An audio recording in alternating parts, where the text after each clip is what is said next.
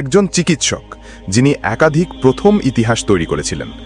তিনি ছিলেন সেই মানুষ যিনি গড়ে তুলেছিলেন পূর্ব পাকিস্তানের প্রথম ত্রাণ চিকিৎসা সংগঠন পাকিস্তান অ্যাম্বুলেন্স কোর।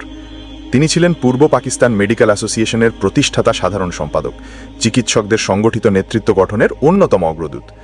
আর বন্যা ও দুর্যোগের সময় তিনিই প্রথমদের একজন যিনি ঢাকা মেডিকেলের তরুণ চিকিৎসকদের সংগঠিত করে নিজে মাঠে নেমে চিকিৎসা সেবা চালু করেন।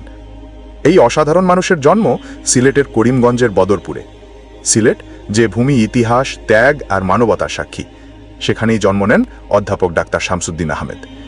তিনি শত শত মানুষের চোখের ছানি অপারেশন করেছেন সম্পূর্ণ বিনামূল্যে, এক বিরল মানবিক দৃষ্টান্ত। তিনি সিলেটে গড়ে তোলেন জালালাবাদ অন্ধ কল্যাণ সমিতি এবং টিবি ক্লিনিক উন্নয়নের উদ্যোগ।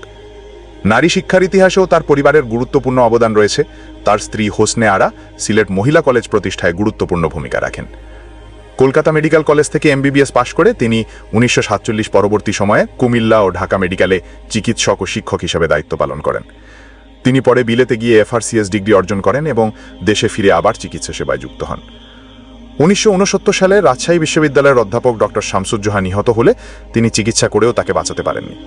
তিনি সেই ঘটনার সত্য রিপোর্ট প্রকাশ করেন, যা আন্দোলনকে আরও তীব্র করে তোলে। 1971 সালে তিনি গড়ে তোলেন এমার্জেন্সি মেডিকেল টিম ও ব্লাড ব্যাংক।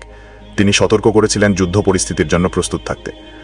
3 এপ্রিল সিলেট সাময়িকভাবে মুক্ত হলেও 9 এপ্রিল আবার পাকিস্তানি সেনারা দখল নেয়। কারফিউর মধ্যেও তিনি সিলেট মেডিকেল কলেজ হাসপাতালে আহত রোগীদের চিকিৎসা চালিয়ে যান। তিনি হাসপাতাল ছাড়েননি।